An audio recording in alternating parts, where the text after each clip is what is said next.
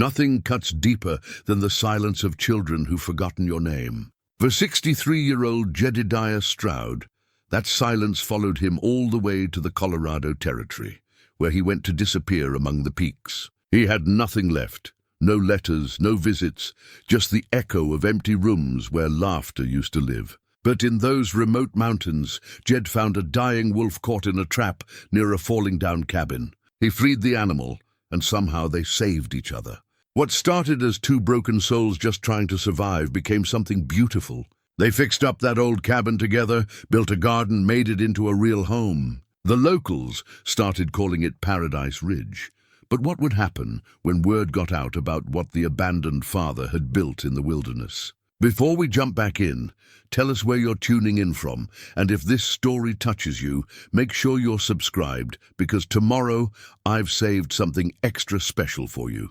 The morning mist clung to Paradise Ridge like a gentle shroud, wrapping around the hand-hewn logs of what had once been nothing more than a rotting shell. Jedediah Stroud stood on his porch, coffee steaming in a tin cup that had seen better decades, watching the sun paint the distant peaks in shades of gold and amber. Beside him, a massive grey wolf named Ghost stretched and yawned, revealing teeth that could crush bone, but had never once been turned against the old man who'd saved his life. 3 years had passed since that spring morning, when Jed had found Ghost bleeding and near death in a rusted steel trap. 3 years since two broken souls had stumbled into each other's lives and somehow stitched themselves back together with nothing but time, sweat, and the kind of understanding that comes without words. The cabin bore no resemblance to the crumbling wreck it had been, where rotted logs had once let in wind and rain. Now solid timber formed walls that held back the mountain cold. The roof, once more holes than shingles, now shed water like it was meant to, thanks to hand-split cedar that Jed had cut and shaped himself. Windows that had been nothing but empty frames now held glass, precious glass that had cost him 2 weeks' worth of pelts traded down in Millfield. The nearest settlement 30 miles through treacherous mountain passes, but it wasn't just the practical improvements that made this place special. Jed had built beauty into every corner, the way a man builds prayers into a church. The porch stretched across the entire front of the cabin, supported by posts he'd carved with simple patterns that caught the light just so. Wildflowers grew in carefully tended beds along the foundation, lupines and Indian paintbrush, columbines and mountain asters that turned the approach to the cabin into a riot of color come summer. Behind the cabin, terraced gardens carved from the mountainside produced more vegetables than one man and one wolf could eat. Potatoes and turnips, carrots and onions, beans that climbed poles made from lodgepole pine. A small orchard of apple trees, barely more than saplings when he'd planted them, now showed the promise of fruit in years to come. Everything planned, everything tended, everything built to last. Ghost padded to the edge of the porch and looked out over their domain with the satisfied air of a king surveying his kingdom. The wolf had grown sleek and powerful under Jed's care, his grey coat thick and lustrous, his yellow eyes alert and intelligent. Where once he'd been nothing but ribs and matted fur, now he moved with the fluid grace of his wild ancestors. And though something in his bearing showed he'd chosen domesticity over the call of the pack, Jed sipped his coffee and let his mind wander back to the letters that no longer came. 3 children he'd raised from babies, Sarah, Michael, and Thomas, each one a piece of his heart, walking around in the world. Sarah, his eldest, had been the practical one, always organizing her younger brothers, always making sure everyone did their chores. She'd married a banker in Philadelphia and moved into a fine house with servants and carriages. Her last letter, now over 4 years old, had been stiff and formal, full of polite inquiries about his health, but empty of warmth. Michael had inherited his father's hands for building, but turned them toward the new industrial world instead of honest carpentry. He'd taken work in a steel mill in Pittsburgh, risen through the ranks until he owned a piece of the operation. His letters had stopped coming when Jed refused his son's offer to move east and live in a boarding house near the mill. "Come where there's civilization, Pa," Michael had written. "This mountain nonsense ain't fitting for a man your age." Thomas, the youngest and most like his father in temperament, had surprised everyone by taking up the law. He'd moved to Denver, hung out his shingle, and built a practice representing mining companies and railroad interests. His final letter had come with legal papers, documents that would transfer ownership of the family land back east to his brothers and sister. "Since you clearly have no intention of returning to claim it yourself," none of them had visited. None had written in over 3 years. It was as if Jedediah Stroud had simply faded from their lives like morning mist, leaving no trace that he'd ever been their father at all. The pain of their abandonment had driven him to these mountains, seeking solitude and an end to the constant ache of waiting for letters that never came. He'd sold what little he owned back in Pennsylvania, packed his few belongings, and headed west with no destination in mind except somewhere far from memories. The Colorado Territory had called to him with its promise of vast spaces and anonymity. He'd found this cabin by accident, following an old Indian trail that seemed to lead nowhere. The structure had been built by some long-dead trapper or prospector, someone who'd had the sense to choose a spot with water, shelter from the worst winds, and a view that could heal a broken heart. When Jed first laid eyes on it, the roof had caved in on one side. The door hung by a single hinge, and animals had been using it for shelter for years. But something about the place spoke to him. Maybe it was the way the morning light slanted through the pines to warm the clearing. Maybe it was the sound of the creek that ran year-round, just 50 yards from the front door. Or maybe it was simply that both he and the cabin were broken things that deserved a chance at redemption. The transformation hadn't happened overnight. That first winter had been about survival, patching the roof well enough to keep out snow, chinkling gaps between logs with mud and moss, keeping a fire going in the old stone fireplace that thankfully still drew properly. He'd lived on game meat and whatever supplies he could haul up from Millfield when the passes were clear. Spring had brought Ghost, and with the wolf came purpose beyond mere survival. Watching the animal heal gave Jed something to care for besides himself. Teaching Ghost to trust again taught Jed that trust was still possible even after betrayal. Working together to improve their shared home showed both man and wolf that partnership could exist without expectations or demands. The locals in Millfield had thought him touched in the head at first. "Living with a wolf," they'd mutter when he came to town for supplies. "Man's gone strange up in the mountains." But as the seasons passed and word spread of what he was building, the muttering changed to something approaching respect. Traders and trappers would sometimes make the difficult journey up to Paradise Ridge just to see what the hermit and his wolf had accomplished. Martha Henley, who ran the general store in Millfield, had been the first to use the name that stuck. "That place of yours up on the ridge," she'd said during one of his supply runs. "Folks are calling it Paradise Ridge, you know. Pretty as anything anyone's ever seen in these parts." The name fit. Paradise hadn't been the destination Jed was seeking when he came west, but somehow he'd built it anyway. Not the paradise of biblical promise, but something more practical and real, a place where broken things could be made whole, where silence wasn't empty but full of peace, where the only family that mattered was the one that chose to stay. Ghost's ears perked up, swiveling toward the trail that led down from their ridge. Jed set down his coffee cup and listened, his own ears still sharp despite his years. Hoofbeats on rock, moving slow and careful up the switchbacked path he'd carved into the mountainside. Someone was coming, and from the sound of it, someone who knew enough about mountain travel to take their time. Visitors were rare, but not unknown. Occasionally, a trapper would stop by to trade news for a hot meal and a roof for the night. Sometimes a prospector would ask permission to pan the creek that ran through his land. Once a family heading west had gotten lost and stumbled onto his trail, desperate for food and shelter, but this felt different. The hoofbeats had the measured cadence of someone who knew exactly where they were going, not the hesitant pace of the lost or curious. Ghost's hackles weren't raised, which meant the approaching rider posed no immediate threat. But the wolf's alert posture suggested this wasn't just another casual visitor. Jed moved to the railing of his porch and looked down the trail. Through the trees, he caught glimpses of a horse and rider making their way up the final switchback. The horse was a good one, well fed and well cared for, not the kind of mount a drifter would own. The rider sat easy in the saddle with the confidence of someone accustomed to long journeys.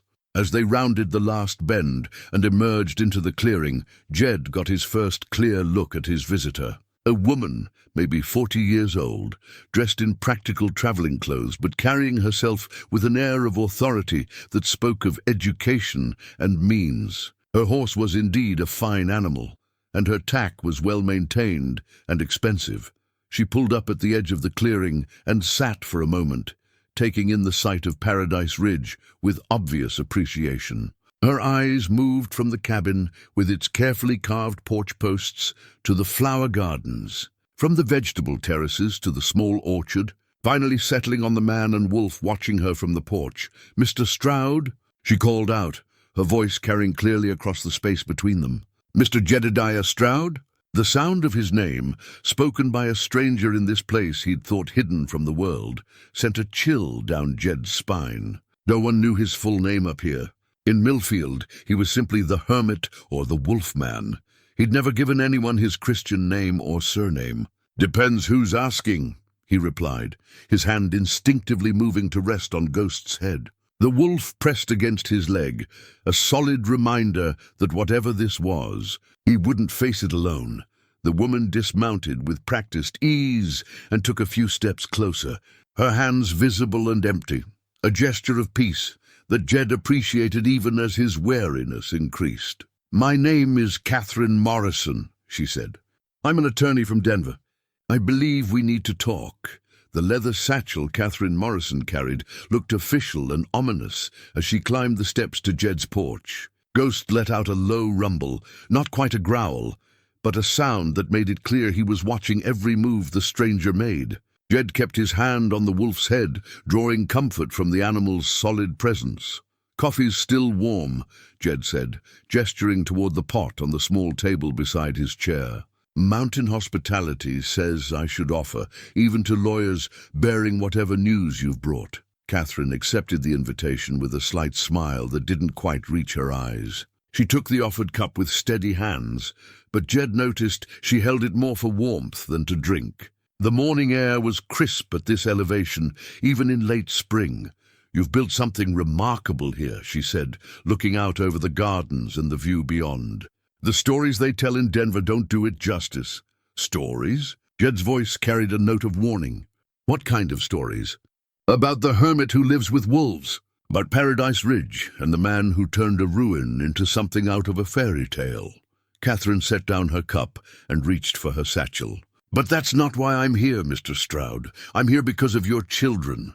The words hit Jed like a physical blow. Ghost sensed the change in his companion and pressed closer, yellow eyes fixed on the woman who'd brought pain with her simple statement. "My children made their feelings clear years ago," Jed said, his voice carefully controlled. "They don't want an old man cluttering up their civilized lives." "Nothing's changed on that account." Catherine pulled a thick envelope from her satchel, the kind of heavy paper that meant legal documents. "I'm afraid something has changed, Mr. Stroud. Your son Thomas is dead." The world seemed to tilt sideways for a moment.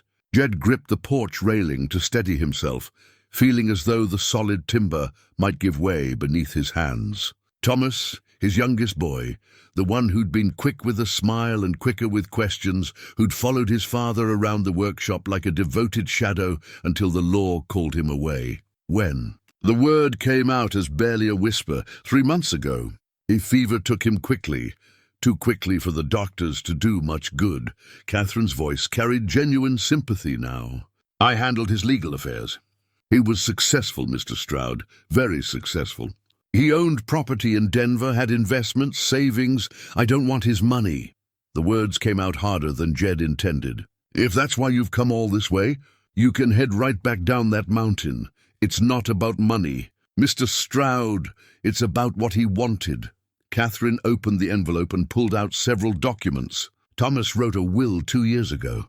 In it, he left specific instructions about his estate and about you. Jed stared at the papers without taking them. Legal documents had brought him nothing but pain. The transfer papers that had stripped him of his land back east. The cold, formal letters that had severed his children's ties to him. He wanted no part of whatever these new papers might contain. He remembered this place, Catherine continued. Paradise Ridge. He'd heard stories about what you'd built here, stories that came back to Denver through traders and trappers. He was proud of you, Mr. Stroud. Proud. The word came out bitter as mountain wind. Proud enough to write letters? Proud enough to visit? Proud enough to let his old father know he was even alive? Catherine's composure wavered slightly. He was stubborn, like his father, according to what he told me. He wanted to make the first move toward reconciliation, but he wanted to do it right. He was planning to come here this summer, to see Paradise Ridge for himself, and to apologize. The revelation hit Jed like an avalanche, sudden and overwhelming. Thomas had been planning to visit. His youngest son, the one who'd cut him deepest with those legal papers, had been ready to bridge the gap between them. And now he never would. The fever came quickly, Catherine said softly. He had time to arrange his affairs, but not time to make amends. That's why he included these provisions in his will. Against his better judgment, Jed found himself reaching for the documents. The legal language was dense and formal, but certain phrases jumped out at him. To my father, Jedediah Stroud, in recognition of his courage in building a new life, in hopes that this gesture might begin to heal the wounds caused by my pride and stubbornness. With love and regret for words unspoken, the most stunning revelation came in the final paragraph of Thomas's will. His entire estate, the house in Denver, the investments, the savings from his successful law practice, was to be liquidated and used to purchase the land surrounding Paradise Ridge, not for development or exploitation, but to protect it, to ensure that Jed's sanctuary would remain untouched for as long as he lived. He bought you a kingdom, Catherine said quietly.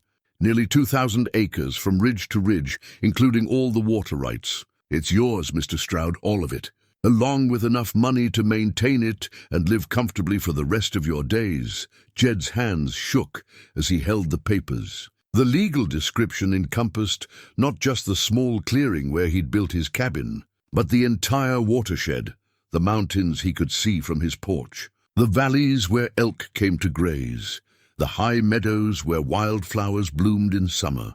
Thomas had given him more than land. He'd given him a legacy. But there's a condition, Catherine added, her voice taking on a more formal tone. Sarah and Michael have challenged the will. They claim Thomas wasn't of sound mind when he wrote it, that no reasonable person would leave such wealth to a father who'd abandoned his family to live like a hermit in the wilderness. The papers suddenly felt heavy as stones in Jed's hands. Of course his other children would fight this. Of course they'd find a way to turn even Thomas's final gesture of love into another battlefield. They're claiming you abandoned your family, Catherine continued, that you chose isolation over responsibility, that Thomas was romanticizing a father who'd never been there for his children when they needed him. And what do you think? Jed asked, his voice rough with emotion. Catherine was quiet for a long moment, looking out over the gardens and the careful improvements that spoke of years of patient work. I think Thomas knew exactly what he was doing. I think he understood that building this place took more courage than most men possess. And I think his brother and sister are more interested in money than in understanding what their father actually accomplished here. Ghost whined softly, sensing the turmoil in his companion. Jed reached down to scratch behind the wolf's ears, drawing comfort from the familiar gesture. The animal had been with him through every season of building Paradise Ridge, had shared every sunrise and sunset from this porch. Ghost understood loyalty in ways that blood relatives apparently did not. What happens now? Jed asked. Now we fight, Catherine said, gathering the papers and returning them to her satchel. We go to court and prove that Thomas was exactly as sound of mind as any man who ever lived. We show them what you've built here and why it deserved protecting. We make them understand that sometimes a man's greatest success isn't measured in money or social standing, but in the courage to start over and build something beautiful from nothing. And if we lose, Catherine's jaw tightened. If we lose, they'll sell this land to whoever offers the highest price. Mining companies, railroad interests, developers who see nothing but profit in these mountains. Paradise Ridge will become a memory, and everything you and Thomas both believed in will be destroyed. The weight of it settled on Jed's shoulders like a physical burden. For 3 years he'd lived in peace, believing his battles were behind him. Now he faced the prospect of fighting for the very ground beneath his feet against his own children. In courtrooms where lawyers passed meanings and judges decided the worth of a man's life. But as he looked out over what he'd built, the gardens, the cabin, the life he'd shared with Ghost, Jed felt something he hadn't experienced in years. Not just the old stubbornness that had carried him through hardship, but genuine anger. Thomas had died, trying to heal their family's wounds, and his siblings wanted to tear up that healing and scatter it to the wind. "When does this fight start?" he asked. Catherine smiled, and this time it reached her eyes. "It already has, Mr. Stroud. The hearing is set for 6 weeks from today in the Denver courthouse. Are you ready to remind the world that Jedediah Stroud is still very much alive?" Catherine Morrison stayed 3 days at Paradise Ridge, and in that time, Jed learned more about his youngest son's final years than he'd known in all the silent years since their last correspondence. Thomas had built a reputation in Denver as a lawyer who took on difficult cases, particularly those involving land disputes between small settlers and large corporations. He'd made enemies among the railroad barons and mining magnates, but he'd also made enough friends among common folk to build a thriving practice. He never married, Catherine told Jed as they walked through the terraced gardens on her second morning there. Ghost padded alongside them, having decided the lawyer posed no threat to his territory. Said he was too busy building something to worry about sharing it with anyone else. Now I understand what he meant. She gestured toward the mountainside, where Jed had carved growing spaces from seemingly impossible terrain. Each terrace was a marvel of engineering and patience. Retaining walls built from fitted stone, drainage systems that prevented washouts during spring runoff, soil amendments that had taken years to perfect. It was the work of a man who understood that lasting things grew slowly. Thomas kept a photograph on his desk, Catherine continued. A daguerreotype of a man and 3 children standing in front of a half-built house. The man had his sleeves rolled up and sawdust in his hair. The children were maybe 6, 8, and 10 years old, all grinning like they'd just discovered treasure. Jed remembered that photograph. Sarah had insisted on having it taken when they'd finished framing the house back in Pennsylvania. She'd wanted to document the moment when their new home stopped being just foundation stones and started looking like a place where a family might live. Thomas had been so excited he could barely stand still for the long exposure. He told me once that his father had taught him the difference between building something and just putting it together, Catherine said. Building something meant it would last. It meant you cared enough to do it right, even when no one was watching. The words stirred memories Jed had tried to bury. Long summer evenings, teaching Thomas how to choose the right wood for a project, how to read the grain, how to plan each cut so there'd be no waste. The boy had been a quick learner, eager to please, always asking questions that showed he was thinking beyond the immediate task. "What happened to us?" Jed asked, more to himself than to Catherine. "How did we get so far apart that he couldn't just write a letter?" "Pride," Catherine answered simply. "The same pride that drove you to build this place instead of living on your children's charity. The same pride that drove him to succeed in Denver instead of coming back to ask forgiveness for words he wished he'd never spoken." On her final morning, Catherine helped Jed inventory the legal documents they'd need for the court battle ahead. Thomas's will was thorough and carefully written, but Sarah and Michael's challenge had teeth. They'd hired a prominent Denver law firm and were arguing that their father's mountain isolation proved he was unfit to inherit such a substantial estate. "They're painting you as a Man who abandoned his responsibilities, Catherine explained as they sat at Jed's kitchen table, papers spread between them. A father who chose selfishness over family, who ran away instead of dealing with life's challenges. Maybe they're not wrong, Jed said quietly. Ghost, lying by the fireplace, lifted his head at the defeated tone in his companion's voice. Are you serious? Catherine's voice carried a sharp edge. Look around you, Mr. Stroud. Look at what you've accomplished here. Does this look like the work of a man running away from challenges? She gestured toward the windows that framed views of the carefully tended landscape beyond. You didn't run away from responsibility, you redefined it. Instead of becoming a burden to children who'd already moved on with their lives, you built something extraordinary. You proved that starting over isn't giving up. But Catherine's words couldn't entirely ease the doubt that had taken root in Jed's mind. Maybe his children were right. Maybe a real father would have swallowed his pride and knocked on their doors, would have forced reconciliation instead of waiting for letters that never came. Maybe Paradise Ridge was nothing more than an elaborate way of hiding from uncomfortable truths. That evening, after Catherine had ridden back down the mountain with promises to send word about court preparations, Jed sat on his porch watching the stars emerge over the peaks. Ghost settled beside him, the wolf's breathing steady and calm in the mountain quiet. What do you think, old friend? Jed asked, scratching behind the animal's ears. Am I fooling myself about what we've built here? Ghost's response was to shift closer and rest his massive head on Jed's knee, a gesture of trust and companionship that spoke louder than words. The wolf had no doubts about the value of their partnership or the worth of their mountain sanctuary. Over the following weeks, as spring gave way to early summer, Jed found himself looking at Paradise Ridge through different eyes. Were the gardens just an old man's hobby or proof of perseverance? Was the rebuilt cabin a monument to stubbornness or a testament to the possibility of redemption? The questions followed him through his daily routines like persistent shadows. The first crack in his confidence came when he rode down to Millfield for supplies and encountered a stranger at Martha Henley's general store. The man was well-dressed and soft-looking, clearly from back east, and he was asking pointed questions about land ownership in the high country. Understand, there's some dispute about a property called Paradise Ridge, the stranger was saying to Martha when Jed walked in. My clients are interested in acquiring mountain land for development purposes.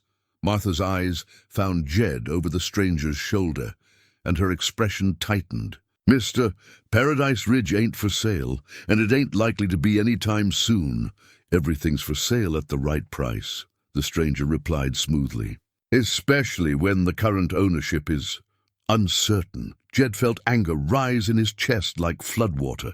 These vultures were already circling, waiting for the court battle to strip away his legal claim to the land. To them, Paradise Ridge was just another commodity to be bought, developed and exploited.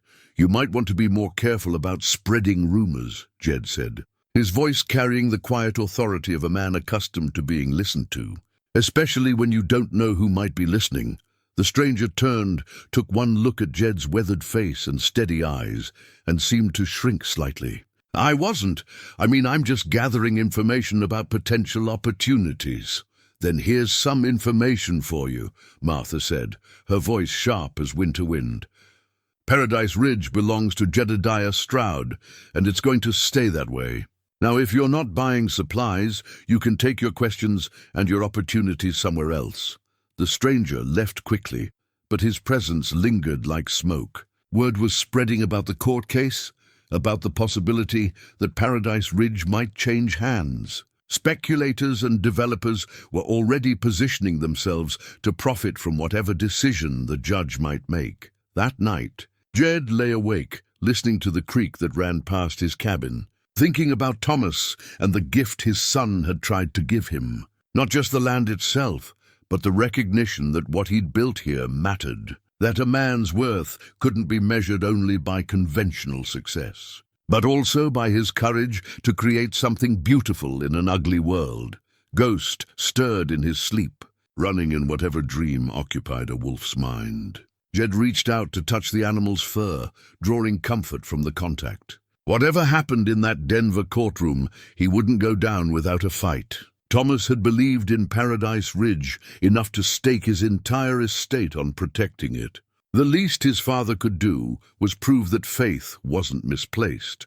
The letter arrived on a Tuesday morning in late June, carried up the mountain by young Billy Henley, Martha's grandson, who earned coin running messages between Millfield and the scattered homesteads in the high country. Billy's horse was lathered with sweat from the climb, and the boy himself looked like he'd rather be anywhere else than delivering bad news to the Wolfman. "From that lady lawyer," Billy said, handing over the envelope with hands that shook slightly. At 15, he'd heard all the stories about Jedediah Stroud and his wild companion, and Ghost's steady yellow gaze wasn't doing much to calm his nerves. Jed tipped the boy a silver dollar and watched him ride away before opening Catherine's letter. The news wasn't unexpected, but it still hit like a punch to the gut. Sarah and Michael had hired additional attorneys and were escalating their challenge. They'd filed papers claiming that Thomas had been unduly influenced by romantic stories about their father's mountain life, that no rational person would believe a hermit deserved to inherit such valuable property.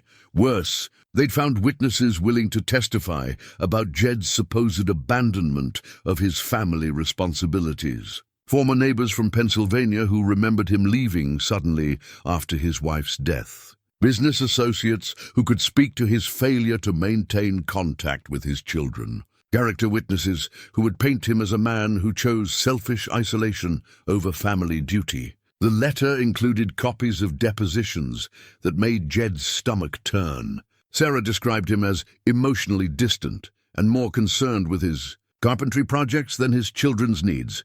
Michael claimed their father had always preferred solitude to human company and had shown no interest in being part of our adult lives. The words stung because they contained enough truth to cut deep. Catherine's strategy for defending the will was outlined in careful legal language, but it boiled down to proving that Thomas had been of sound mind and that Jed's mountain retreat represented strength rather than weakness. She would need character witnesses of her own, people who could speak to what he'd accomplished at Paradise Ridge and what kind of man he'd become in the wilderness. The problem was that Jed had deliberately cultivated solitude. Apart from occasional interactions with the people of Millfield, he'd avoided forming the kind of relationships that might now serve him in court. He'd built Paradise Ridge as a sanctuary from human complications, and now that very isolation was being used as evidence against him. Ghost sensed his companion's distress and pressed close, offering the wordless comfort that had sustained Jed through 3 years of mountain winters. The wolf's loyalty was absolute and uncomplicated, unlike the tangled emotions that came with blood relations. "What am I going to do, old friend?" Jed asked, scratching behind the animal's ears. "How do I prove to a judge that I'm not the selfish hermit my children think I am?" The answer came from an unexpected source. 2 days after Catherine's letter arrived, Jed heard the sound of multiple horses making their way up his trail. Ghost's ears perked forward, but his posture remained relaxed. Whoever was coming meant no harm. The riders who emerged into his clearing were familiar faces from Millfield and the surrounding settlements. Martha Henley led the group, her weathered face set with determination. Behind her rode Doc Patterson, the traveling physician who served the scattered mountain communities. Pete Mackenzie, who ran a small ranch in the valley below, brought up the rear alongside Father Miguel. The circuit priest, who held services in Millfield once a month. "Heard you might be having some legal troubles," Martha said without preamble as she dismounted. "Figured it was time we had a talk." They gathered on Jed's porch, accepting coffee and taking in the view that had drawn admirers from across the territory. Doc Patterson, a man who'd seen his share of human folly and triumph, shook his head in appreciation as he looked out over the terraced gardens. "Never gets old. Seeing what you've accomplished here," he said, "reminds a man that starting over doesn't have to mean giving up." "That's exactly what we came to talk about," Martha added. "Word's gotten around about your children trying to take this place away from you. About them claiming you're some kind of hermit who abandoned his responsibilities. Father Miguel, a small man with kind eyes and calloused hands, leaned forward in his chair. "We'd been talking among ourselves, and we think those children of yours don't know the first thing about their father." Pete Mackenzie nodded agreement. "Remember that winter 2 years back when the avalanche cut off the Jameson family? You were the one who broke trail through 10 feet of snow to get Doc here to their place when their youngest got sick. And last summer when the Hendricks lost their cabin to that lightning fire." Doc Patterson added, "You spent 2 weeks helping them rebuild. It wouldn't take a penny for your time or materials. The stories came tumbling out, acts of kindness and community service that Jed had performed without thinking much about them. Times when his carpentry skills had helped repair storm damage. Occasions when his knowledge of mountain survival had guided lost travelers to safety. Moments when Paradise Ridge had served as a beacon of hope for people facing their own struggles with starting over." "You think we didn't notice?" Martha asked, her voice gentle but firm. "You think we couldn't see that you were working through your own pain while you helped others work through theirs?" Father Miguel pulled a well-worn notebook from his coat pocket. "I've been keeping records of the people you've helped over the years. Names, dates, circumstances. Would make for interesting testimony, don't you think?" The offer of support caught Jed off guard. He genuinely believed his mountain neighbors saw him as an eccentric hermit, tolerated but not truly valued. The revelation that they'd been watching, appreciating, and documenting his contributions to their community shifted something fundamental in his understanding of his place in the world. "There's something else," Doc Patterson said, his tone becoming more serious. "That developer who was sniffing around Millfield last week? He wasn't the first. There's been a steady stream of speculators asking about mountain land, particularly properties with water rights and scenic value. They're calling it wilderness development," Pete explained with disgust. "Planning to build fancy resorts for rich folks from back east? Turn our mountains into some kind of playground for people who want to pretend they're roughing it while staying in luxury hotels." Martha's expression hardened. Paradise Ridge sits right in the middle of the biggest tract they're eyeing. If your children succeed in breaking that will, this place will be sold to the highest bidder within a month of the court decision. The stakes suddenly felt much larger than one old man's claim to a mountain homestead. This was about preserving a way of life, protecting a landscape that had already given so much to the people who understood its value. "Will you let us help?" Father Miguel asked simply. "Will you let us stand up in that Denver courtroom and tell the truth about what kind of man Jedediah Stroud really is?" Jed looked out over Paradise Ridge, seeing it through new eyes. Not just his personal sanctuary, but a symbol of what was possible when people chose courage over comfort. When they built something lasting instead of just consuming what others had created. "Yes," he said, his voice carrying the strength that had sustained him through 3 years of mountain solitude. "I'll accept your help, and I'll fight for this place like it's worth fighting for." The preparation for the court battle consumed the rest of July and most of August. Catherine Morrison made 3 more trips up to Paradise Ridge, each time bringing new documents to review and strategies to discuss. The case had grown beyond a simple will dispute. It had become a referendum on what constituted a life well lived and whether a man's worth could be measured in conventional terms. During one of these visits, Catherine brought news that made Jed's blood run cold. Sarah and Michael had hired private investigators to dig into their father's past, looking for anything that might support their claim of abandonment and irresponsibility. The investigators had spoken to people in Pennsylvania, had examined records from his wife's death, had even tracked down former customers who might have complaints about his carpentry work. "They're building a case that you've always been unreliable," Catherine explained as they walked through Jed's workshop. A lean-to structure attached to the cabin where he crafted furniture and tools, with the same meticulous care he'd applied to everything else at Paradise Ridge. They want to show a pattern of choosing personal interests over family, obligations. The workshop told a different story. Hand tools hung in perfect order on walls lined with lumber of various types and sizes. A half-finished rocking chair sat on the main workbench, its curves flowing like water captured in wood. Every surface spoke of patience, skill, and the kind of attention to detail that separated true craftsmanship from mere assembly. "Look at this," Catherine said, running her hand along the smooth arm of the rocking chair. "This isn't the work of an irresponsible man. This is the work of someone who understands that anything worth doing is worth doing right."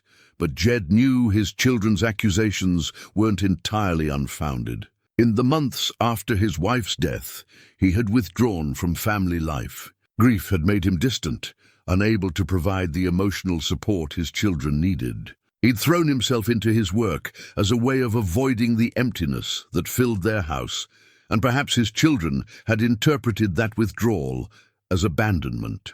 The memories were painful to examine. Sarah, at 16, trying to manage household responsibilities while finishing her schooling. Michael, at 14, struggling with the anger that came with losing a mother too young. Thomas, at 12, the most sensitive of the three, watching his father disappear into his workshop for hours at a time while the family fell apart around them.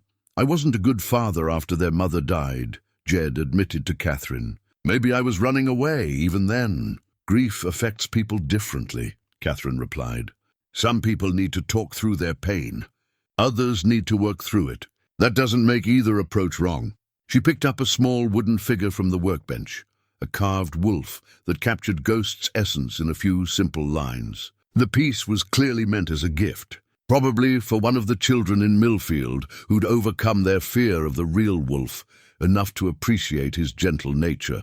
"Your children judge you based on what they needed from you when they were young," Catherine continued. "But they can't see what you've become, what you've learned, what you've built since then. They're fighting to defeat a man who doesn't exist anymore."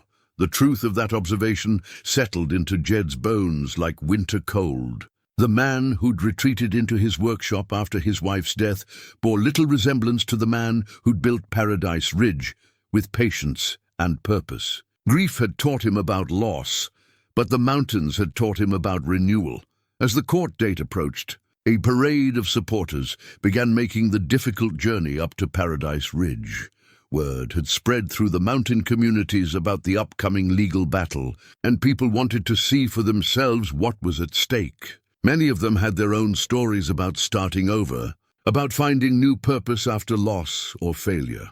Elena Vasquez arrived on a warm August morning, her wagon loaded with supplies for the winter months ahead. She'd lost her husband to a mining accident 2 years earlier and had been running their small ranch alone ever since. At 52, she was starting over just as surely as Jed had, and she understood the courage that required. "People think starting over means giving up," she told Jed as they stood looking out over his gardens. "But it takes more strength to build something new than to keep limping along with something that's broken." Her words carried the weight of experience. Elena had faced pressure to sell her ranch and move to town after her husband's death, but she'd chosen to stay and make it work on her own terms. Like Jed, she'd discovered that solitude didn't have to mean loneliness, that independence could be its own form of family.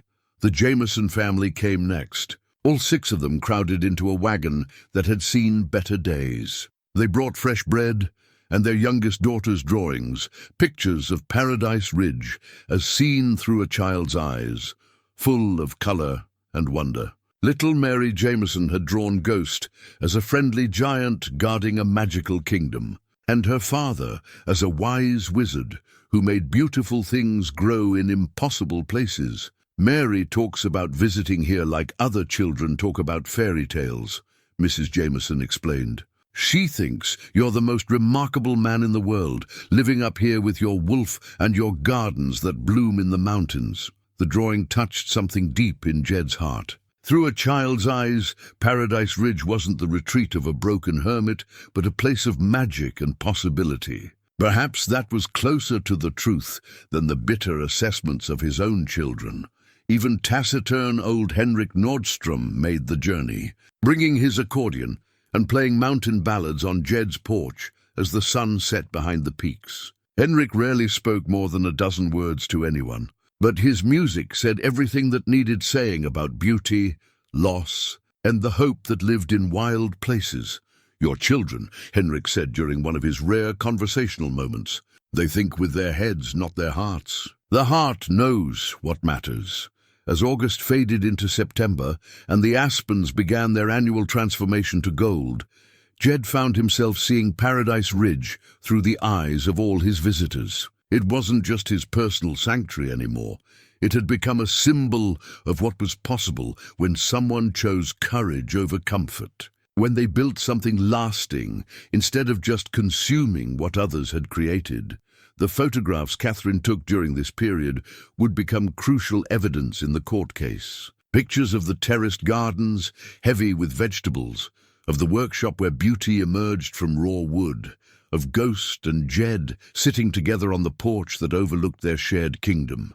Images that spoke louder than legal arguments about what constituted a life well lived.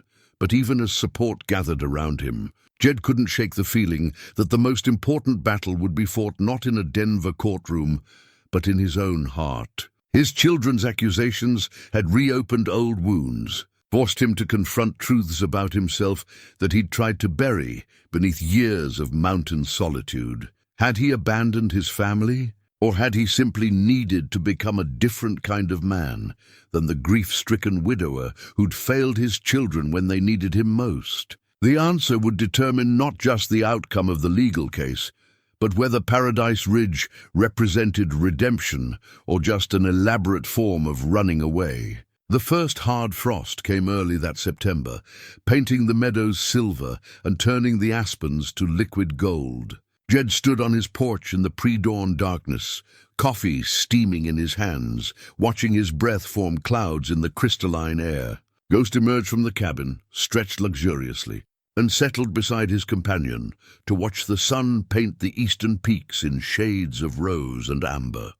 This was the time of year Jed loved most at Paradise Ridge, when the world seemed to pause between the abundance of summer and the stark beauty of winter. It was a season of reflection, of taking stock, of preparing for the long months ahead. This year, though, the approaching winter carried an edge of uncertainty that had nothing to do with weather. Catherine's latest letter lay open on the kitchen table inside, its contents troubling enough to cost Jed a night's sleep.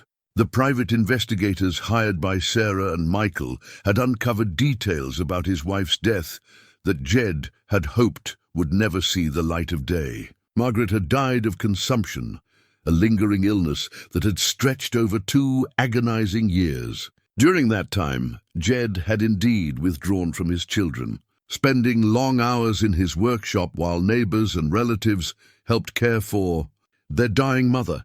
The investigators had found people willing to testify that Jed had been emotionally unavailable during Margaret's final illness, that he'd left much of the burden of caring for her to his teenage daughter, Sarah. They painted a picture of a man who couldn't face the reality of loss, who'd chosen the refuge of his tools and lumber over the difficult work of supporting his family through their darkest time. The accusations stung because they held more than a grain of truth. Jed remembered those awful months when Margaret's coughing would wake the entire house, when the smell of sickness permeated every room, when each day brought visible evidence of his wife's decline. He'd felt helpless in the face of her illness, unable to build or fix or solve the one problem that mattered most. His workshop had become his sanctuary during those dark months. The only place where he could forget for a few hours that he was losing the woman who'd been his anchor for 23 years. He'd thrown himself into creating beautiful things because he couldn't bear to watch the most beautiful thing in his life slowly fade away. But now his children's lawyers were using that grief-stricken retreat as evidence of a pattern, proof that Jedediah Stroud had always chosen solitude over family responsibility.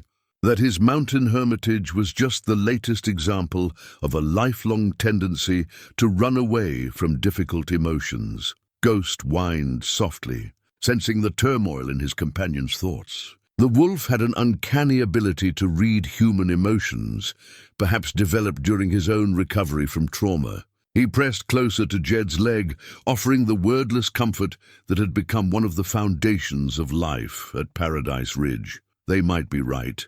"Old friend," Jed said quietly, scratching behind the wolf's ears. "Maybe I'm just a man who runs away when things get hard." But even as he spoke the words, Jed knew they weren't entirely true. Yes, he'd withdrawn during Margaret's illness, but he'd also worked extra hours to pay for medicines and doctors, had built special furniture to make her more comfortable, had done everything he knew how to do to fight the disease that was stealing her away.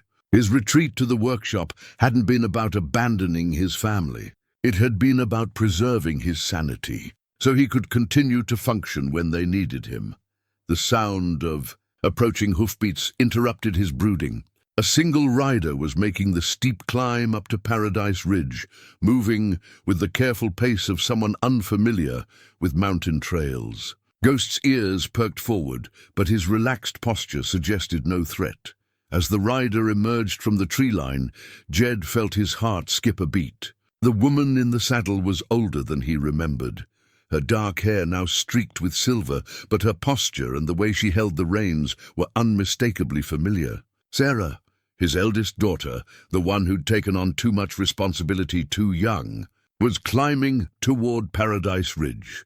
She dismounted at the edge of the clearing and stood for a long moment, taking in the sight of what her father had built. Her eyes moved from the cabin with its carefully carved details to the terraced gardens, now brown with frost. From the workshop where wood shavings caught the morning light to the man and wolf watching her from the porch. "Hello, Pa," she said, her voice carrying across the space between them with a formality that cut deeper than anger would have. "Sarah," Jed's voice came out rough with emotion. "Didn't expect to see you up here." She approached slowly, her movements careful and deliberate.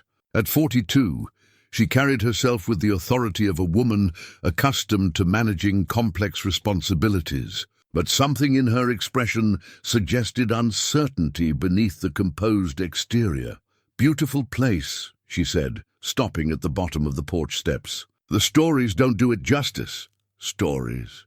People in Denver talk about Paradise Ridge, about the hermit who lives with wolves and grows flowers in the mountains. Sarah's tone was neutral, giving nothing away about her feelings. "When the lawyers told me you were fighting Thomas's will, I had to see for myself what was worth such a battle." Ghost had been watching the exchange with interest, and now he padded down the steps to investigate this new human. Sarah tensed slightly as the massive wolf approached, but she held her ground, allowing him to sniff her outstretched hand. "He's magnificent," she said, surprise evident in her voice. "I expected something more. Wild." "Ghost chose civilized company over pack life," Jed replied. "Sometimes wounded things heal better together than apart." The words hung in the morning air, heavy with meanings that neither father nor daughter seemed ready to acknowledge directly. Sarah scratched behind Ghost's ears, and the wolf's tail wagged slightly, a sign of acceptance that meant more to Jed than any legal document. "May I come up?" Sarah asked. Jed nodded, gesturing toward the empty chair beside his own. Sarah climbed the steps and settled into the seat, accepting the cup of coffee he poured from the pot that seemed to be perpetually warm on his small porch table. "Why are you here, Sarah?" Jed asked gently. She was quiet for a long time, looking out over the view that had drawn admirers from across the territory. When she finally spoke, her voice carried a weight of years and unresolved pain. "Because I wanted to understand why you chose this over us," she said. "Why a place I'd never heard of mattered more than the children you raised." "I didn't choose this over you," Jed replied carefully. "I chose this after you made it clear there was no place for me in your lives." "That's not," Sarah started, then stopped herself. She took a sip of coffee, gathering her thoughts. "After Mama died, you disappeared. Not physically, but you stopped being our father. You stopped talking to us, stopped caring about what we needed." The accusation hung between them like morning mist, impossible to ignore, but difficult to address directly. Jed had known this conversation would come eventually, but that didn't make it any easier to navigate. "I was drowning," he said finally. "Your mother was the center of everything for me, and when she died, I didn't know how to be the father you needed. I thought if I could just keep working, keep providing, keep the household running, that would be enough. But it wasn't enough, Sarah said, her voice barely above a whisper. We needed you to grieve with us, not hide from us. The words hit their target with devastating accuracy. Jed closed his eyes, remembering the confusion and hurt in his children's faces during those terrible months after Margaret's death. They'd needed a father who could hold them while they cried, who could help them make sense of a world that had suddenly become cruel and uncertain. Instead, they'd gotten a man who retreated into his work whenever emotions threatened to overwhelm him. You're right, he said simply. I failed you then. All three of you. Sarah's admission hung in the morning air like smoke from a distant fire, visible but not yet close enough to burn. She reached into her saddlebags and pulled out a leather portfolio, the kind lawyers used for important documents. Jed's stomach tightened, expecting more legal papers, more evidence of his failures as a father. Instead, Sarah opened the portfolio and withdrew a stack of letters tied with a faded blue ribbon. The handwriting on the top envelope was unmistakably Thomas's, and the paper was yellowed with age.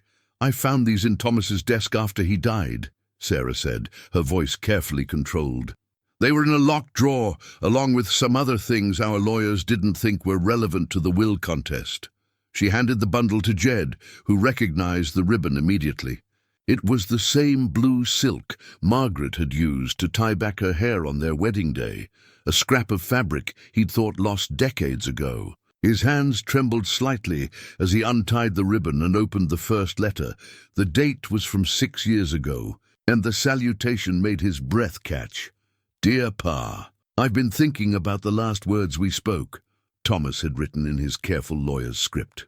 I said things that were meant to hurt, and I succeeded better than I intended. Michael and Sarah tell me I was right to cut ties, that you made your choice when you left Pennsylvania. But I can't shake the feeling that we all made choices that day, and maybe none of them were the right ones. Jed's eyes moved down the page, drinking in words he'd never seen before. Thomas wrote about his law practice, about cases that reminded him of his father's sense of justice, about the satisfaction he found in building something meaningful with his hands and mind.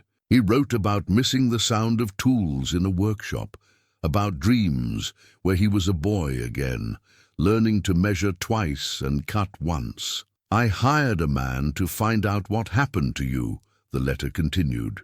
He reported back that you'd gone west to the Colorado Territory, that you were living alone in the mountains. Part of me wanted to come find you then, but pride is a family trait, and I inherited my full share.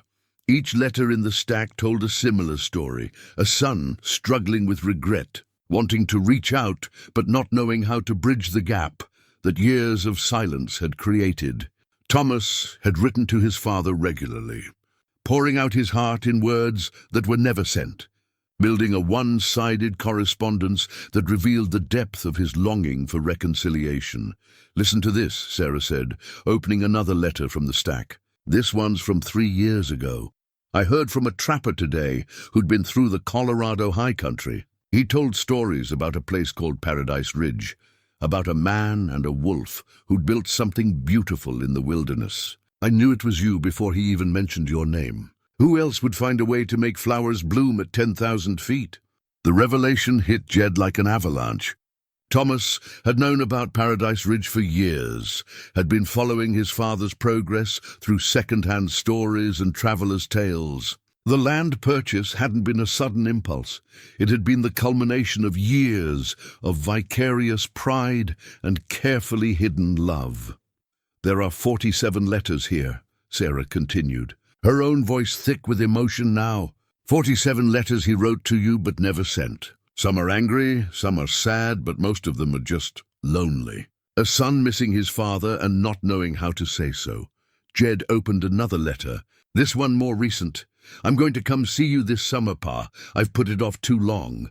Let pride and stubbornness keep me from doing what I should have done years ago. I want to see Paradise Ridge with my own eyes, want to meet the wolf everyone talks about, want to tell you that I understand now why you had to leave. We pushed you away with our judgment and our demands that you be someone you weren't ready to be.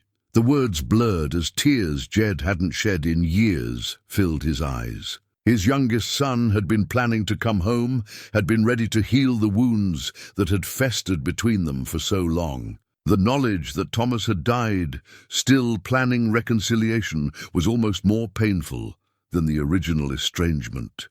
Why didn't he send them? Jed asked, his voice barely a whisper.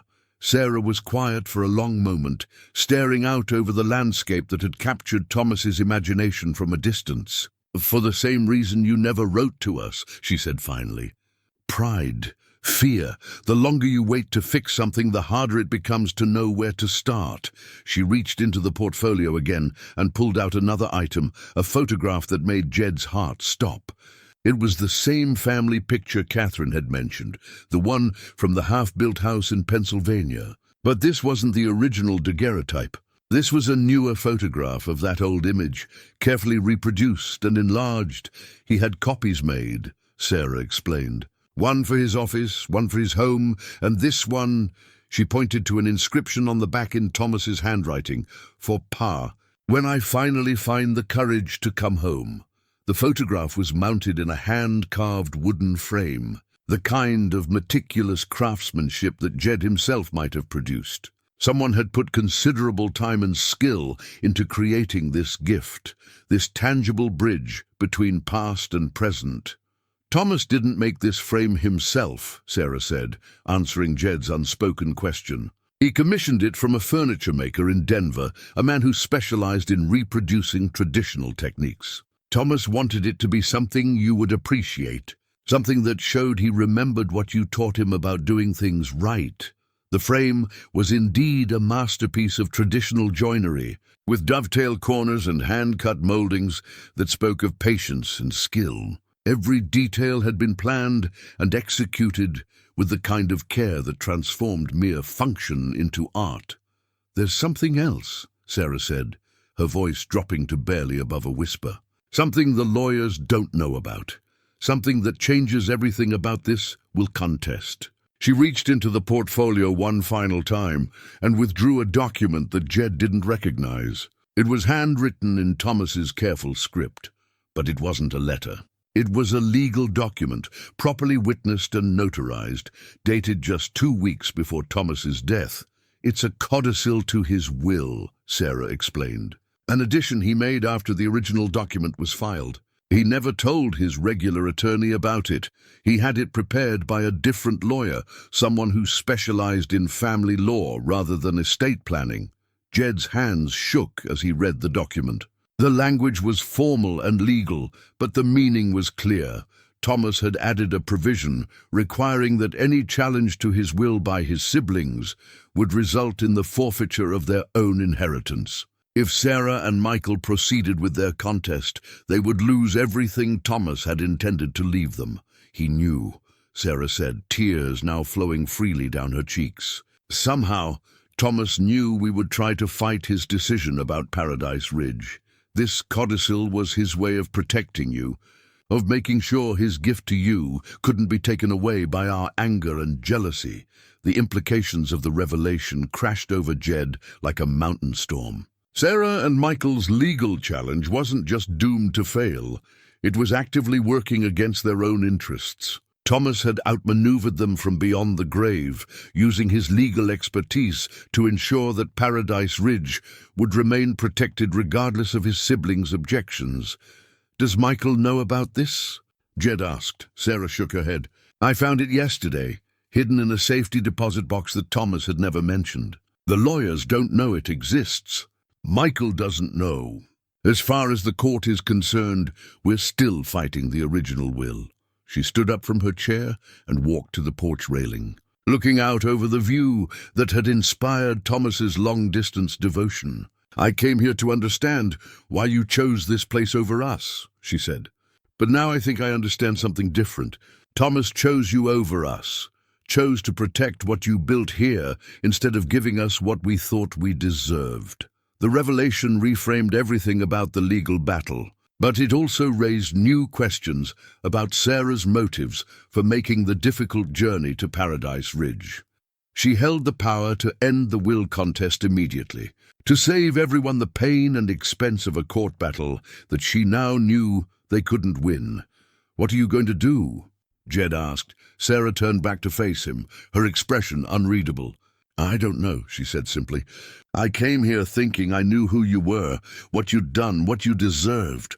Now I'm not sure I know anything at all." Sarah stayed at Paradise Ridge for 3 days, and in that time, the careful walls both father and daughter had built around their hearts began to show cracks. She slept in the small guest room Jed had built into the cabin's loft, a space he'd originally intended for the visitors who never came. Now, for the first time, it served its intended purpose. On her first morning, Sarah woke before dawn and found her father already on the porch, coffee steaming in the mountain air as he watched the sun paint the eastern peaks. She joined him in the comfortable silence that had always existed between them. Even during the difficult years after Margaret's death, "I forgot how much I loved mornings like this," she said, accepting the cup of coffee he offered. "Back in Philadelphia, I never see the sunrise. Too many buildings, too much smoke from the factories."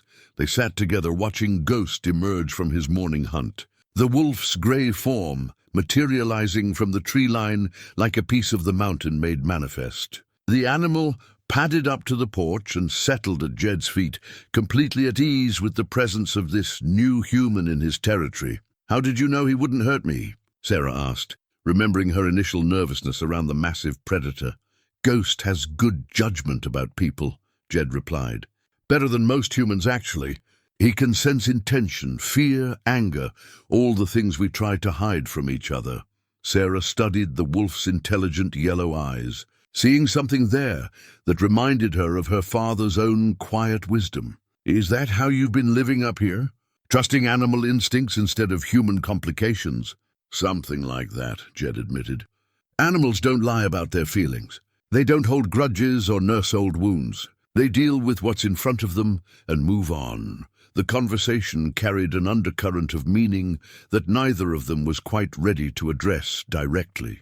But Sarah found herself drawn into her father's morning routine, feeding Ghost, checking the gardens for late-season vegetables, examining the workshop where decades of accumulated skill had produced objects of surprising beauty. "You've gotten better," she said, running her hand along the smooth surface of a half-finished table. "I remember your work from when I was young, but this is something else entirely."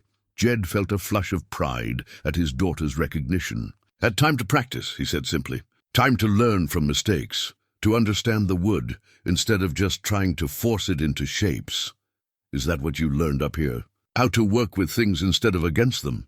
The question cut deeper than Sarah probably intended. Jed set down the chisel he'd been examining and looked at his daughter, really looked at her for the first time in years. She'd grown into a formidable woman, carrying herself with confidence and authority, but something in her eyes spoke of weariness that went beyond simple aging. "What happened to you, Sarah?"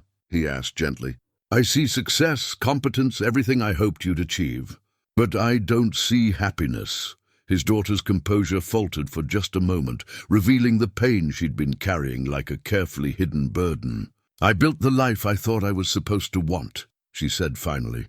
"Married the right man, moved into the right house, became the right kind of woman for Philadelphia society. But somewhere along the way, I forgot to ask myself what I actually wanted." She moved to the workshop window, looking out over the terraced gardens where late-season vegetables still grew despite the early frost.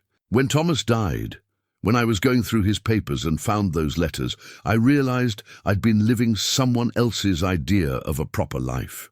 Just like I thought you'd been living some kind of selfish fantasy up here. And now I don't know what's real anymore." Sarah's voice carried a vulnerability that reminded Jed of the young girl who'd once sought his approval for every small accomplishment. "Thomas saw something in this place, something in what you'd built that I couldn't see from a distance. But being here, seeing it myself, I think I'm starting to understand." That afternoon, Sarah helped Jed prepare the cabin for winter, a ritual that had taken on special significance given the uncertainty surrounding Paradise Ridge's future. They chinked gaps between logs with fresh moss and clay, checked the roof for loose shingles, and stacked firewood under the covered porch, where it would stay dry through the long mountain winter. The work was familiar and satisfying, requiring the kind of partnership that Jed and Sarah had shared when she was young and eager to help with household projects. As they worked, memories surfaced, Sarah holding nails while Jed hammered. Sarah learning to read a level, Sarah's pride when her father praised her careful attention to detail. "I was good at this once," she said, stepping back to admire a section of chinking they'd completed together. "Before I decided that working with my hands wasn't ladylike." "You were better than good," Jed replied. "You had instincts for building that your brothers never developed. Michael was strong and Thomas was clever, but you understood structure, balance, how things fit together. The compliment hit its mark in ways that expensive gifts or social recognition never had." Sarah found herself remembering the satisfaction of completing a project, of seeing raw materials transformed into something useful and beautiful through patience and skill. On her second evening, as they sat on the porch watching the sunset paint the mountains in shades of gold and purple, Sarah finally broached the subject they'd been dancing around since her arrival. "The codicil changes everything," she said simply. "If I show it to the court, the will contest ends immediately. Michael and I lose our inheritance, and Paradise Ridge becomes yours without question." Jed nodded, having spent considerable time thinking about the implications of Thomas's secret document. "And if you don't show it? Then we proceed with the legal battle, knowing we're going to lose anyway. The court will eventually uphold Thomas's will, but not before putting you through months of legal torture and public scrutiny." The choice facing Sarah was more complex than simple legal strategy. Revealing the codicil would end the uncertainty quickly, but it would also mean admitting that she and Michael had been wrong about their father, wrong about Thomas's intentions, wrong about the value of what had been built at Paradise Ridge. "What does your heart tell you to do?" Jed asked. Sarah was quiet for a long time, watching Ghost patrol the edges of the clearing, with the careful attention of a guardian protecting something precious. "My heart tells me that Thomas was smarter than any of us gave him credit for," she said finally. "He found a way to protect what mattered to him, while teaching his siblings a lesson about the cost of anger and pride." "And what about Michael?" "He doesn't know about the codicil yet. Michael is—" Sarah paused, searching for the right words. "Michael is angrier than I am. He sees your retreat to the mountains as the ultimate betrayal, proof that you never cared about the family you left behind. He won't understand why Thomas chose to protect this place over providing for his siblings."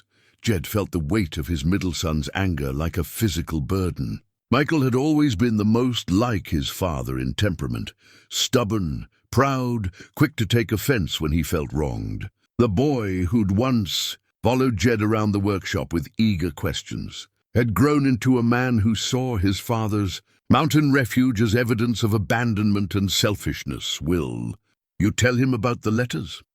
Jed asked. "About what Thomas really thought of Paradise Ridge?" "I don't know if it would matter," Sarah admitted. "Michael has built his adult life around the narrative that you failed us as a father. Admitting that might not be entirely true would require him to examine his own choices, his own failures."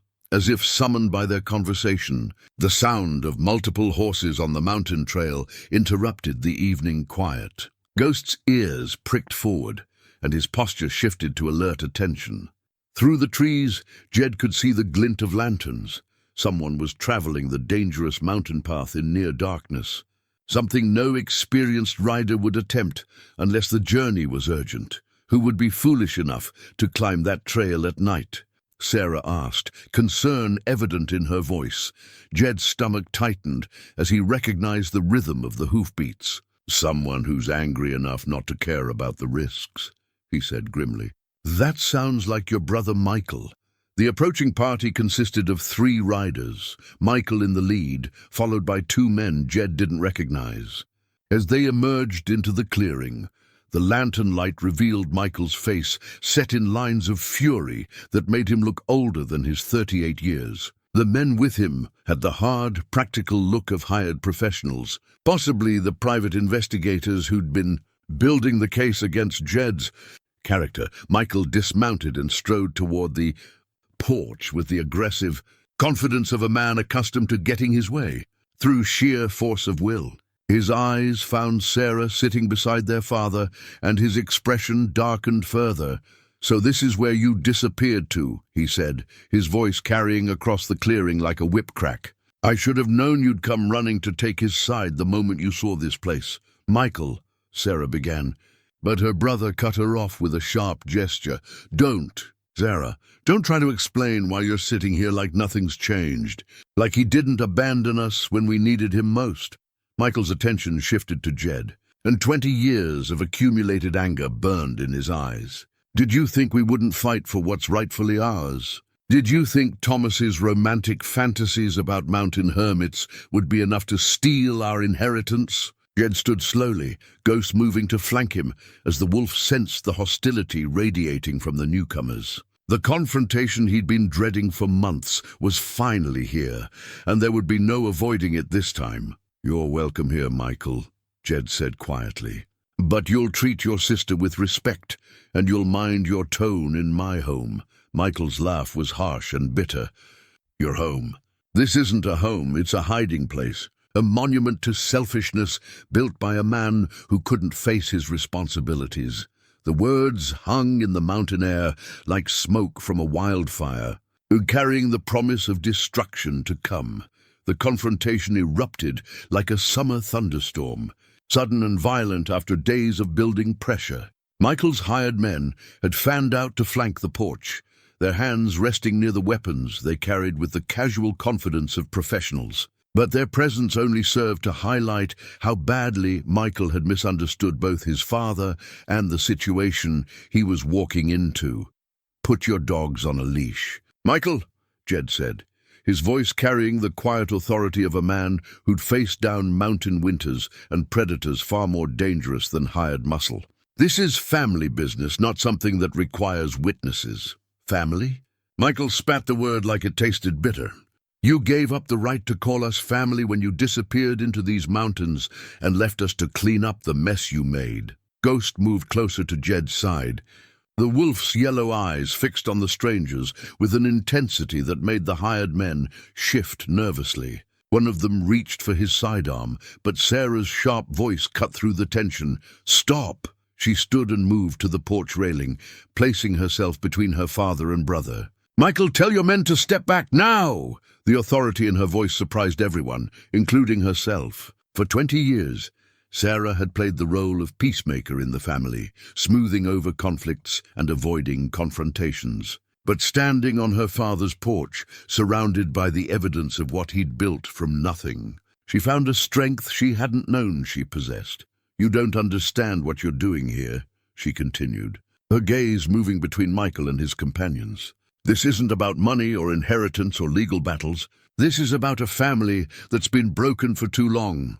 "The family was broken when he abandoned it," Michael replied, but some of the fire had gone out of his voice. Sarah's unexpected defiance had thrown him off balance. "No, Michael, the family was broken when we decided that grief and pride were more important than forgiveness and understanding." Sarah reached into her coat and pulled out the bundle of letters Thomas had written but never sent. "The family was broken when we stopped trying to see each other clearly."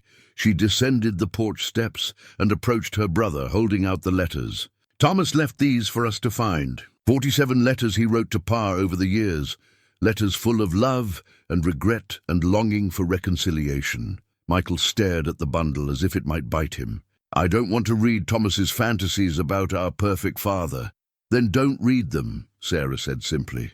"Stay angry, stay hurt, stay convinced that you're the victim in this story. But understand that you'll be doing it alone, because I'm done carrying anger that's poisoning my life." The words hit Michael like physical blows. His sister's defection was something he hadn't anticipated, a betrayal that cut deeper than any legal maneuvering. In his mind, the 3 siblings had been united in their grievance against their father. Learning that Sarah had switched sides challenged the foundation of his anger.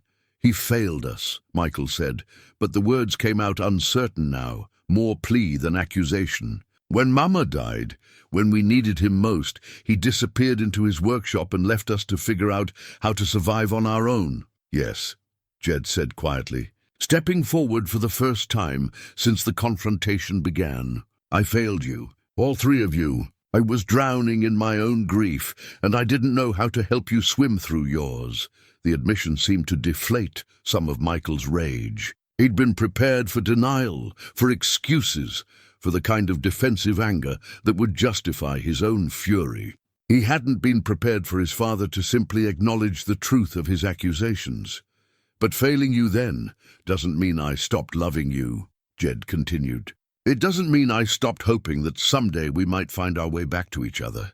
And it doesn't mean that what I've built here is any less real or valuable because it took me too long to become the man I should have been when you were young."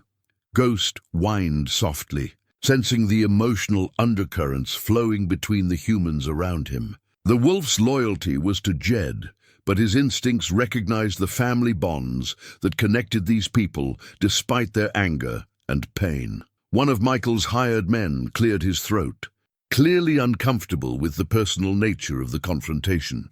"Mr. Stroud, perhaps we should discuss the legal matters that brought us here." Michael's head snapped toward the man with barely controlled fury.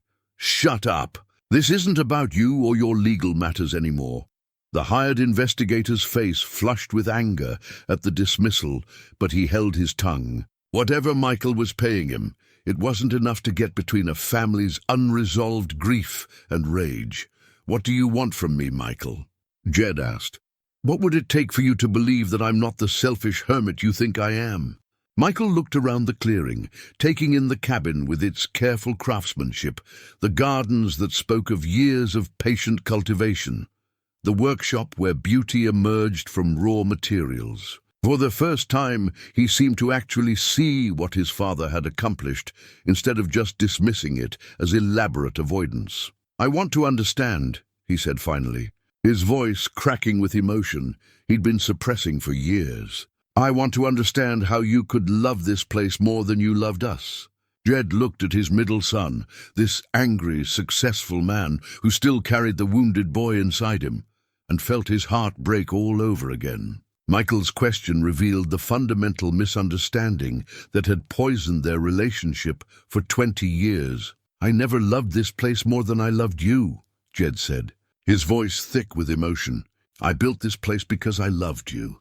Because I needed to become someone worthy of being your father again." The words seemed to hang in the mountain air like morning mist, visible but fragile.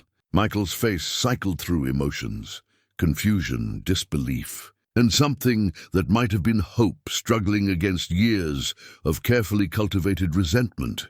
"That doesn't make sense," Michael said, but the fight was going out of his voice. "If you loved us, you would have stayed. You would have tried to fix what was broken instead of running away." Sarah stepped closer to her brother, still holding Thomas's letters. "Michael, look around you. Really look. Does this look like the work of a man who's running away from anything?" For the first time since arriving at Paradise Ridge, Michael allowed himself to truly see what his father had accomplished. The cabin wasn't just shelter. It was a work of art, every detail considered and crafted with the kind of patience that spoke of deep commitment. The gardens weren't simply functional, they were beautiful, arranged with an eye for color and form that transformed utilitarian vegetable plots into something approaching sculpture. "I came here broken," Jed said quietly. "Broken by your mother's death, broken by my failure to help you children through your grief, broken by the knowledge that I'd let down the people who mattered most to me. I couldn't fix what I'd destroyed, but I thought maybe I could learn to build something good again."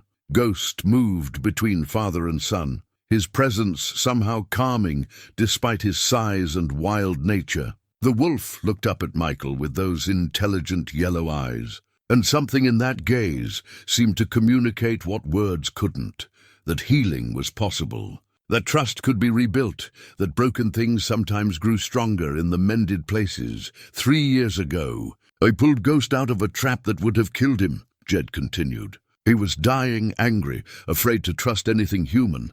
But we healed together, learned to depend on each other, built something good from the wreckage of what we'd both lost. Michael knelt slowly and extended his hand toward Ghost, the same instinctive gesture Sarah had made days earlier. The wolf sniffed carefully, then allowed Michael to scratch behind his ears, a sign of acceptance that seemed to break something loose in Michael's chest. I wanted to come back, Michael said, his voice barely above a whisper. After the anger wore off, after I'd built my business and proven I could succeed without you, I wanted to come back. But I didn't know how. I didn't know what to say. You didn't have to say anything, Jed replied. You just had to come. The door was always open, Michael. It's still open. Sarah opened the bundle of Thomas's letters and pulled out one specific envelope, different from the others. This one's addressed to you, Michael. Thomas wrote it 6 months before he died. With trembling hands, Michael accepted the letter and opened it. As he read, tears began to flow down his cheeks, tears he'd been holding back for 20 years. Thomas had written about understanding their father's grief, about recognizing that sometimes the bravest thing a man could do was admit he needed to start over. He forgave you, Michael said, looking up at his father. Thomas forgave you years ago, and he understood why you had to leave. Can you forgive me? Jed asked simply. The question hung between them like a bridge that might be crossed or might collapse under the weight of accumulated pain. Michael stood slowly, still holding his brother's letter, and looked around the clearing one more time. I don't know, he said honestly. I want to. I think Thomas would want me to. But I've been angry for so long, I'm not sure I remember how to be anything else. Anger's just grief, wearing a disguise, Jed said gently. I spent 20 years angry at myself for failing your mother, for failing you children, for not being strong enough to hold our family together when it mattered most. But anger doesn't build anything, son. It just tears down. One of Michael's hired men cleared his throat impatiently. Mr. Stroud, we still have legal matters to resolve. The will contest is over, Sarah interrupted, pulling the codicil from her coat. Thomas made sure of that before he died. She handed the document to Michael, watching his face as he read the legal language that would strip him of his inheritance if he continued fighting their father's claim to Paradise Ridge. He protected you, Michael said, looking at his father with new understanding. Even knowing we were going to challenge the will, Thomas found a way to protect what you'd built here. He protected all of us, Jed replied. He made sure this place would survive, but he also made sure his family would have to choose between money and healing. Thomas always was the smartest of my children. Michael folded the codicil carefully and handed it back to Sarah. Then he walked to the porch steps and sat down heavily, like a man who'd been carrying a burden too long and finally found a place to set it down. I need time, he said quietly. I need to think about all of this. Time we have, Jed said, settling beside his son on the steps. Paradise Ridge isn't going anywhere. 6 months later, the spring thaw came early to Paradise Ridge, and with it, changes that Jedediah Stroud could never have imagined. When he first pulled a dying wolf from a steel trap near a crumbling cabin, the sound of hammering echoed across the clearing as Michael worked on the new guest cabin, his movements economical and sure as he fitted timber joints with the precision their father had taught him decades earlier. The younger man had stayed through the winter, claiming he needed time to sort out his business affairs in Pittsburgh before making any permanent decisions. But Jed suspected his middle son was rediscovering something he'd lost in the industrial world, the satisfaction of building something beautiful with his own hands. You're getting that corner joint too tight, Jed called from where he sat on the main cabin's porch. Ghost stretched out beside him in the morning sun. Remember, the wood needs room to move with the seasons. Michael paused and examined his work, then loosened the joint slightly. Still teaching, even when I didn't ask for lessons, he said. But there was affection in his voice, rather than the old anger. The guest cabin was Michael's project. his way of proving to himself that he could contribute something meaningful to Paradise Ridge. It would provide space for the visitors who came now in increasing numbers, people drawn by the stories of what the hermit and his wolf had built in the high country, seekers looking for their own versions of redemption. Sarah arrived as the morning mist was lifting from the valleys below, her horse picking its way carefully up the trail that had become as familiar to her as the streets of Philadelphia. She came once a month now, sometimes staying for weeks at a time, finding in the mountain solitude something her city life couldn't provide. "The apple trees are budding," she announced as she dismounted, her voice carrying the satisfaction of someone who'd helped plant those saplings and tended them through their vulnerable early years. "We might actually get fruit this season." The orchard had become Sarah's special project, a symbol of faith in a future none of them could have imagined when the family first began healing its ancient wounds. She'd brought grafts from heritage varieties back east, patient work that wouldn't bear literal fruit for years, but represented something more valuable, the belief that broken things could grow again. Ghost padded over to greet her, accepting the scratch behind his ears that had become their ritual. The wolf had grown grayer over the winter, showing his age in ways that reminded Jed that even the strongest partnerships were temporary gifts. "Any word from Denver?" Jed asked, as Sarah joined him on the porch. "Catherine says the land purchase is finally complete," Sarah replied, settling into the chair that had become hers during these visits. 2,000 acres ridge to ridge with full water rights. Thomas's dream of protecting this place is officially reality.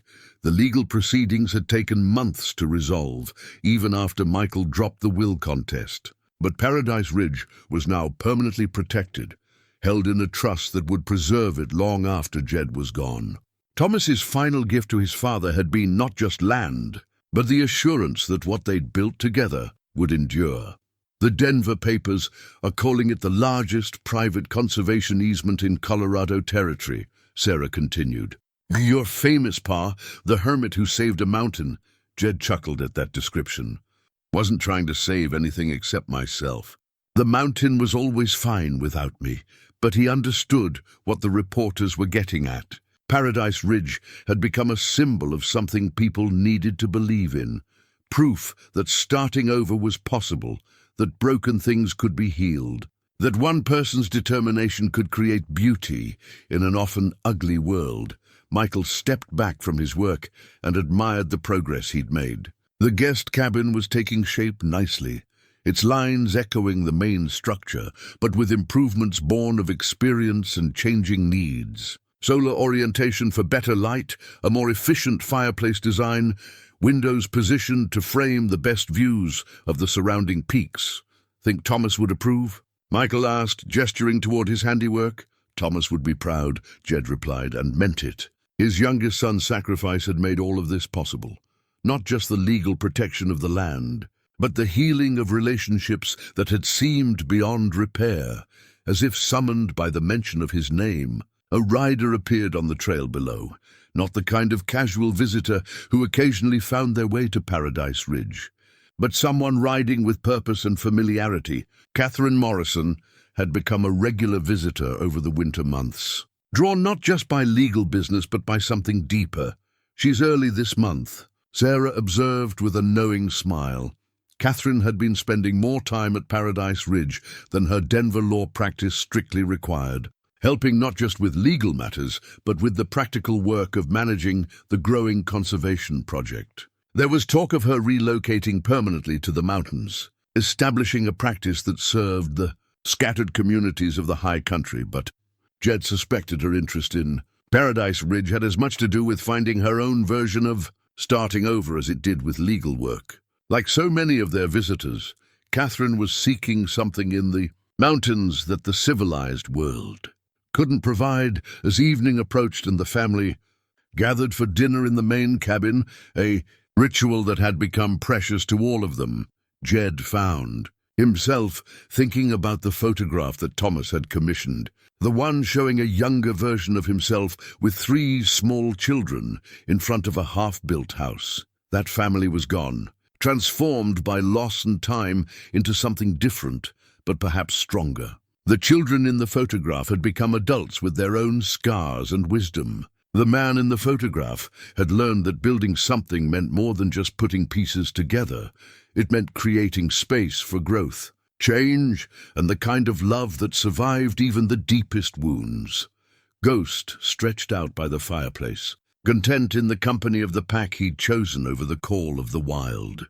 Outside, the mountains stood eternal and patient, holding their secrets and their promises under stars that had watched countless stories of loss and redemption unfold in the valleys below. Paradise. Ridge had become exactly what its name suggested, not perfection, but something close enough to matter. A place where broken things could heal, where families could find their way back to each other, where one man's determination to start over had created room for others to do the same. And in the morning, there would be more work to do, more healing to accomplish, more beauty to build from the raw materials of hope and determination.